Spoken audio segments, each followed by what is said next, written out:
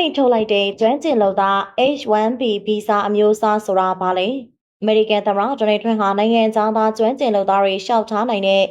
H1B ဗီဇာမျိုးစားကိုရှောက်ထားသူတွေအတွက်ဗီဇာချင်းနေစဉ်အမေရိကန်ဒေါ်လာတသိန်းထည့်ကောက်မဲ့သမ္မတအမိန့်ကိုလက်မှတ်ထိုးလိုက်ပါပြီ။ထရန့်ရဲ့အမိန့်စာထဲမှာတော့ဒီဗီဇာမျိုးစားကိုအလွဲသုံးမှုရှိတယ်လို့ပြောထားပြီးတော့ပတ်မဲ့ဗီဇာချင်းပမာဏပေးမှာအမေရိကန်နိုင်ငံထဲကိုပြည်ဝင်ခွင့်ရမယ်ဆိုတဲ့ချက်လဲပါဝင်ပါတယ်။အကဲခတ်တွေကတော့ဒီဗီဇာမျိုးစားကြောင့်အမေရိကန်တဲကလုံသားအင်အားကိုထိခိုက်မှုဖြစ်စေတယ်လို့ထောက်ပြပြောဆိုကြတာကြားနေပြီဖြစ်ပါတယ်။ဒါပေမဲ့ Elon Musk လိုဘီလီယံနာတတိတွေကတော့ဒီဗီဇာမျိုးစားကိုထောက်ခံပြီးဒီဗီဇာကြောင့်ကမ္ဘာတလွှားကကိုရိတ်ကိုသွေးပြည်သူတွေကိုအမေရိကန်လာကြဖို့ဖြစ်လာစေတယ်လို့ဆိုကြပါတယ်။နောက်ထပ်မီဒီယာမှာတော့ထရန့်ဟာဒေါ်လာတသိန်းကျော်ကနေစားတဲ့ငွေကြေးပေးရင်အမြင့်ဆုံးဗီဇာရမယ်ရွှေ့ပြောင်းနေထိုင်မှုဆိုင်ရာဗီဇာရှိခွင့်Go Get ဗီဇာမျိုးစားတစ်ကိုလည်းလက်မှတ်ရေးထိုးတည်ပြုလိုက်ပါတယ်။ထရန့်ရဲ့မိန့်ဟာစက်တင်ဘာ21ရက်ကစလို့စတင်သက်ဝင်မှာဖြစ်ပါတယ်။အသေးလျှောက်ထားသူတွေတသားကျုံဝင်မှာဖြစ်ပေမဲ့ကုမ္ပဏီတွေအနေနဲ့တော့ဗီဇာလျှောက်ထားပေးမဲ့သူတွေအတွက်ဒီပမာဏကို6နှစ်ကြာပေးရမှာဖြစ်တယ်လို့အမေရိကန်စီးပွားကူတန်းဝင်ကြီးဟန်ဝါလူနစ်ကပြောပါရီကုမ္ပဏီတွေဘက်ကစဉ်းစားဖို့ပဲလို့မိကိုခေါ်မဲသူဟာဆိုရကိုနှစ်စဉ်ဒေါ်လာ3သိန်းပေးဖို့ရာထိုက်တယ်တဲ့သူလားပေါ့ဒါမှမဟုတ်ဒီလူတွေကိုမခေါ်ဘဲနဲ့နေရင်အမေရိကန်တွေကိုခန့်တင်တာပဲလို့သူကပြောပြီးဒါကိုကုမ္ပဏီကြီးတွေအားလုံးလည်းလက်ခံထားကြတယ်လို့ဆိုပါရီနောက်ပိုင်းမှာတော့အမေရိကန်သမ္မတအိမ်ဖြူတော်သတင်းထုတ်ပြန်ရေးဖွဲ့ခေါင်းဆောင်ကယ်ရိုလိုင်းလာဗစ်ကတော့ဒေါ်လာ3သိန်းဟာတစ်စိမ်ပဲပေးရမယ်ပမာဏဖြစ်တယ်လို့လူမှုကွန်ရက်ပေါ်မှာရေးတင်ပါတယ်အိမ်ဖြူတော်ပြောခွင့်ရအဘာဂေးချက်စင်ကတော့ဒီပမာဏဟာလက်ရှိဒီဗီဇာမျိုးစားကိုကင်ထားသူတွေတော့ပါဝင်မှာမဟုတ်ဘူးလို့ဆိုပြီး2026ဖေဖော်ဝါရီလအစီအစဉ်မှာဝင်ဖို့အမေရိကန်နိုင်ငံပြင်ပကနေဗီဇာလျှောက်ထားသူတွေကိုကောက်ခံမှာဖြစ်ပါတယ်2025ခုနှစ်မှာလျှောက်ထားသူတွေမပါဝင်ပါဘူးလို့လည်း BBC ရဲ့အမေရိကန်မိတ်ဖက်သတင်းဌာန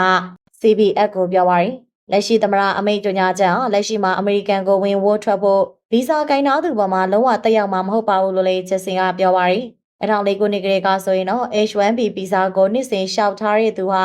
7000ခွဲတည်ရှိနေပါတယ်ဗီဇာကြေးအသေးမကောက်ခင်ထိတော့လက်ရှိမှာဒီဗီဇာကိုကောက်တဲ့အထွေထွေဈေးဟာအမေရိကန်ဒေါ်လာ1500ရှိပါတယ်အမေရိကန်နိုင်ငံသားပြုမှုနဲ့လူမှုဝင်ကြီးကြပ်ရေးဝန်ဆောင်မှုဌာနချက်လက်တွေရလာမယ့်နှစ်အတွက် H1B ဗီဇာလျှောက်ထားသူရေအတွက်ဟာ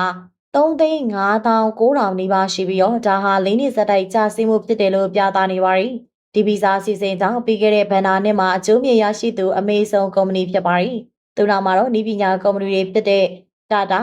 Microsoft, Meta, Apple, Google တို့ဖြစ်ပါတယ်လို့ဆိုရဆက်လက်တွေရသိရပါတယ်တောက်ကြနေနောက်ပိုင်းတော့ကအမေဆုံးဟာအမေရိကန်ပြည်တွင်းရောက် H1B ဗီဇာကင်ထားသူတွေအနေနဲ့ပြည်တွင်းမှာပဲဆက်နေကြဖို့သူ့ရဲ့အလုပ်သမားတွေကိုပြောထားပါတယ်Business Insider သတင်းဌာနတွေ့ခဲ့ရတဲ့ကုမ္ပဏီတွင်ကြံပြုချက်ကြေညာချက်ရဆိုရင်အမေဆုံးဟာပြည်ပကိုရောက်နေတဲ့အလုပ်သမားတွေအနေနဲ့လည်းမနေ့ပြန်နောက်ဆုံးရက်မတိုင်ခင်မှာပြည်တွင်းကိုဖြစ်နိုင်သမျှပြန်လာသင့်တယ်လို့ကြံပေးထားတာတွေ့ရပါတယ်။ဗီဇာသတ်မှတ်ချက်အသစ်တွေနောက်ဆုံးသတ်မှတ်ချက်မတိုင်ခင်အမေရိကန်နိုင်ငံနဲ့ပြန်ဝင်လာဖို့ကြိုးစားတာကိုနောက်ထပ်လမ်းညွှန်ချက်ထပ်မလုပ်မချင်းမပြုလုပ်ကြဖို့ကိုလည်းကုမ္ပဏီရဲ့ရုံးနှင်းကြေညာချက်မှာရေးသားထားတယ်လို့ဆိုပါတယ်။ဒီတော့တင်မှာပဲအိန္ဒိယကကုန်သွယ်ရေးဆိုင်ရာဥဆောင်အဖွဲ့နဲ့ကွန်ကတော့အမေရိကန်သမ္မတရဲ့ကြေညာချက်ကိုစိုးရိမ်ကြောင်းပြောထားပါတယ်။နောက်ဆုံးသမရက်တရက်တည်းကပ်ပြီးတော့ကြေညာတာဟာစီးပွားရေးလုပ်ငန်းတွေရဲ့ပညာရှင်တွေပြင်ကမ္ဘာတလွှားကကျောင်းသားတွေတက်လဲမရေရာမသိကြမှုတွေဖြစ်စေတယ်လို့ထောက်ပြပါတယ်။အိန္ဒိယပြီးခဲ့တဲ့နှစ်မှာ H1B ဗီဇာအတွက်အများဆုံးဗီဇာရတဲ့နိုင်ငံဖြစ်နေပြီးတော့ပေးတဲ့ဗီဇာစုစုပေါင်းရဲ့81%ထိရရှိခဲ့တယ်လို့အစိုးရအချက်လက်ကိုကိုးကားပြီးတော့ Reuters သတင်းဌာနသတင်းဖော်ပြထားပါတယ်။တရုတ်ကတော့ဗီဇာရရှိမှုအများဆုံးနေရာမှာဒုတိယနေရာရှာပြီး17.9%ဖြစ်ပါတယ်။ဝက်ဆန်လူဝင်မှုကြီးကြပ်ရေးဆိုင်ရာဥပဒေဖွဲ့တည်ထောင်သူရှင်းနေတာမီနာဝက်ဆန်ကတော့သမ္မတထရန့်အမိန့်ဟာစီးပွားရေးလုပ်ငန်းငယ်တွေစွန့်ဦးလုပ်ငန်းငယ်တွေကိုရှိတဲ့သူ့အမှုတွေအများစုတွေအဆုံးသက်ဖြစ်သွားစေပြီလို့ပြောပါရီအားလုံးတွေကြက်ရိုက်စေတဲ့စာပြီးပေးမဲ့မာနဟာဒေါ်လာ3သိန်းတောင်ဆိုတော့အတော်လေးကိုမှရိုက်ခတ်မှုကြီးပါတယ်လို့သူကပြောပြီးတော့အသေးစားနဲ့လက်စားကုမ္ပဏီတွေဟာသူတို့စီမှာလုပ်ဖို့အလုပ်သမားတကယ်ရှာလို့ရမှာမဟုတ်ဘူးလို့ပြောလာကြမှာပဲလို့သူကထောက်ပြပါရီဒီဘာကကျွမ်းကျင်သူလူငယ်တွေကိုအလုပ်ရှင်တွေကအာမခံပြီးတော့ခေါ်တဲ့အခါမှာလိုအပ်တဲ့နေရာတွေကိုက်ညီလို့ခေါ်ရဲဆိုတာထက်ကိုမှပိုတွေးပြီးတော့ခေါ်ကြတာလေလက်တာမန်ဒန်ဆယ်ဖွဲ့ကလူမှုဝင်ကြီးကြပ်ရေးနဲ့ကမ္ဘာလုံးဆိုင်ရာရွှေ့ပြောင်းမှုလှုပ်ထုံးလုံနည်းဖွဲ့ဥက္ကဋ္ဌခိုလိုပတ်ကတော့ဗီဇာကြေးဒေါ်လာ3သိန်းပမာဏနီးပညာအပါအဝင်နယ်ပယ်မျိုးစုံမှာအမေရိကန်ရဲ့ရှင်ပြိုင်နိုင်စွမ်းကို break out လိုက်တယ်လို့ဖြစ်သွားမှာပါလို့ပြောပါရီ လက်တွေမှာလုပ်ဖို့ကင်ဖို့စိန်ခေါ်ချက်တွေရှိနိုင်ပေမဲ့အချို့ကုမ္ပဏီတွေကတော့အမေရိကန်ပြည်ပမှာလုပ်ငန်းလည်ပတ်တာမျိုးလိုအခြေအနေကိုစဉ်းစားကောင်းစဉ်းစားလာနိုင်တယ်လို့သူကထောက်ပြပါတယ်။ H1B ဗီဇာရေးမှာအရင်ကလည်း Trump ဖွဲ့နဲ့သူ့ကိုထောက်ခံသူတွေကြားအမြင်မတူတာတွေရှိခဲ့ပါတယ်။ Trump ကတော့ဒီဗီဇာရေးနဲ့ပတ်သက်ပြီးနှစ်ဖက်စလုံးကထောက်ပြပြောဆိုကြတာကိုသူနားလေတယ်လို့ဇန်နဝါရီလတုန်းကအင်ဖြူတော်မှာသတင်းထောက်တွေကိုပြောပါတယ်။အဲ့ဒီမတိုင်ခင်အရင်နေ့မဲဆွယ်ကာလတုန်းကလည်းဤပညာနယ်ပယ်ကထောက်ခံမှုကိုရဖို့ရာ Trump ကကောလိပ်အောင်ပေးသူတွေကို Green Card ထုတ်ပေးတာမျိုးထိလူငယ်ဤပညာရှင်တွေအတွက်ဗီဇာလုပ်ငန်းစဉ်လွယ်ကူလင်းမြအောင်လုပ်ပေးမယ်ဆိုပြီး Trump ကပြောခဲ့ပါတယ်။ကုမ္ပဏီတွေမှာလိုနေတာကလူငယ်ရေးချင်းပြည့်သူလေးလို့သူက on in pocket မှာပြောပါတယ်။ဒီလူတွေကိုခန့်အပ်ဖို့ရလဲလွယ်ရမယ်။ဆက်ရှိနေအောင်လဲလုပ်ရမယ်လို့ဆိုပါတယ်။2019ခုနှစ်သူသမရတက်တန်းပထမအကြိမ်စောပိုင်းကာလတုန်းက Trump ဟာ